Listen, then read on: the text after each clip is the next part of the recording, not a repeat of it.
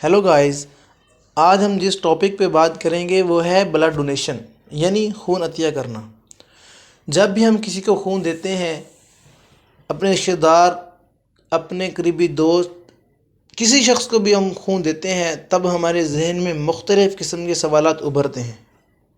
مختلف قسم کے سوالات ہمارے ذہن میں پیدا ہوتے ہیں۔ انہی سوالات کے جوابات کو جاننے کے لیے ہمارے ساتھ جڑا رہیے گا اور ہماری ویڈیو کو اینڈ تک دیکھیے گا۔ انشاءاللہ آپ کے تمام سوالات کے جوابات اس ویڈیو میں ہم آپ کو مہیا کریں گے۔ سب سے پہلے جو سوال ہمارے ذہن میں ابھرتا ہے وہ یہ ہے، خون دینے کا سب سے بڑا نقصان کیا ہے؟ خون دینے کا نقصان کوئی نہیں، البتہ بلکہ بڑا فائدہ ہے کہ ریگولر خون دینے والے فرد کو دل کے دورے اور کینسر کے چانسز باقی افراد کے مقابلے میں 95% کم ہوتے ہیں۔ یہ بات میں اپنی طرف سے نہیں کر رہا، بلکہ یہ ریسرچ امریکن میڈیکل ایسوسی ایشن کی ہے۔ سوال نمبر 2 جو ہمارے ذہن میں ابھرتا ہے وہ یہ ہے، کسی کو خون عطیہ دینے کے بعد کتنے دنوں میں خون بن جاتا ہے؟ خون عطیہ کرنے کے 3 دن میں کمی پوری ہو جاتی ہے، جبکہ 56 دنوں میں خون کے مکمل خلیات بن کر تازہ خون رگوں میں دوڑنے لگتا ہے۔ سوال نمبر 3 جو ہمارے ذہن میں ابھرتا ہے وہ یہ ہے، پرانا خون زیادہ طاقتور ہوتا ہے یا نیا بننے والا خون پرانے کے بنسبت زیادہ فریش اور سٹرونگ ہوتا ہے؟ خون دینے کے فوائد کیا کیا ہیں؟ ہمارے ذہن میں چوتھا بڑا سوال جو ہمارے ذہن میں ابھرتا ہے، پیدا ہوتا ہے، وہ یہ ہے کہ آیا کہ ہم جس بندے کو خون دیں ہمیں بھی کچھ فائدہ ہوگا کہ نہیں ہوگا؟ اس کا سب سے بڑا فائدہ یہ ہے کہ ایک صدقہ جاریہ میں حصہ ڈالنا ہے، جو قیامت تک نسل در نسل آپ کے لیے ثواب کا موجب ہے۔ اس کا دوسرا بڑا فائدہ خون میں آئرن کو مقدار بیلنس رکھنا، اور سب سے بڑا فائدہ صحت مند اور فریش زندگی گزارنا ہے۔ ریگولر خون دینے والے کی جلد دوسروں کی بنسبت زیادہ عرصے تک جوان اور صحت مند رہتی ہے۔ اس کا ایک فائدہ مفت میں خون کی اسکریننگ بھی ہے۔ سوال نمبر 5 جو ہمارے ذہن میں پیدا ہوتا ہے وہ یہ ہے، خون سال میں کتنی بار دیا جا سکتا ہے؟ ایک صحت مند انسان جس کی عمر 17 سے 50 کے درمیان ہو اور وزن 50 کلو سے زیادہ ہو، سال میں کم از کم 2 بار آسانی سے خون دے سکتا ہے، جبکہ ایک بار خون دینے کے 3 ماہ بعد عطیہ دے سکتا ہے۔ یعنی اگر ایک بندہ خون کسی شخص کو دے دے تو 3 مہینے کے بعد وہ پھر خون دے سکتا ہے۔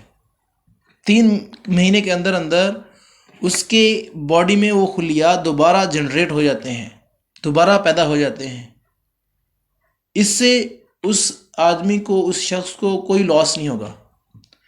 سوال نمبر 6 جو ہمارے ذہن میں ابھرتا ہے وہ یہ ہے، پاکستان میں کتنے فیصد لوگ خون دے رہے ہیں؟ پاکستان میں صرف 1 سے 2% لوگ ریگولر خون دیتے ہیں۔ 100% لوگوں میں سے صرف 1 سے 2% لوگ خون دیتے ہیں۔ چند افراد ایمرجنسی میں بھی خون دیتے ہیں۔ اس چیز کو ہم نے بڑھانا ہے، کیونکہ خون کی کمی کی وجہ سے پاکستان میں بہت سے لوگ بیچارے مر رہے ہیں۔ ہم سب مل کے اس پرسنٹیج کو بڑھائیں گے۔ اس سے کوئی لاس نہیں ہے، اس سے کوئی پرابلم نہیں ہے، لیکن ہم نے اپنے ذہن کو سمجھانا ہے کہ ہم خون دیں گے، اور خون دینے کے ہمیں چونکہ فائدے پتہ ہے، اس کے کیا کیا فائدے ہیں جو کہ میں نے پہلے آپ کو بتا چکا ہوں، خون دینے کے کیا کیا فائدے ہیں، اس لیے ہم نے اس پرسنٹیج کو بڑھانا ہے۔ سوال نمبر 7 جو ہمارے ذہن میں ابھرتا ہے وہ یہ ہے، خون کی زندگی کتنی ہے؟ خون کی زندگی 120 دن ہے، یعنی 120 دن میں ہماری خون کے خلیے مردہ ہو کر پیشاب کے راستے نکل جاتے ہیں اور نئے وجود میں آ جاتے ہیں۔ سوال نمبر 8، پھر ہم خون دینے سے گھبراتے کیوں ہیں؟ ہم ایک ایسی سوسائٹی میں سانس لے رہے ہیں جہاں یہ بات پھیلی ہوئی ہے کہ خون دینے سے انسان کمزور ہو جاتا ہے اور خون دوبارہ نہیں بنتا، لہذا ہمارے مریض تڑپتے سسکتے بستروں پر خون کی کمی کی وجہ سے جان دے دیتے ہیں۔ تو اس لیے ہمیں چاہیے کہ ہم زیادہ سے زیادہ بلڈ ڈونیشن کریں، اور لوگوں کی زندگیوں کو اس سے بچائیں۔ یہ صدقہ جاریہ ہے، ہمیشہ ہمیشہ۔ صدقہ جاریہ کا مطلب یہ ہے کہ آپ کسی آدمی کو کوئی چیز دیں اور آپ مر جائیں، فوت ہو جائیں، جب تک وہ آپ کی چیز کو استعمال کرے گا آپ کو اللہ رب العزت اس کا اجر دیں گے۔ کیسی لگی ہماری ویڈیو؟ یہ ہمارا ہم کو آپ کمنٹ میں اس کا رسپانس کریں۔ ہماری ویڈیو کیسی لگی کمنٹ میں اس کا رسپانس دیں ہمیں، اور مزید اس طرح کی ویڈیو دیکھنے کے لیے ہمارے ساتھ جڑے رہیے گا، انشاءاللہ بہت فائدہ ہوگا۔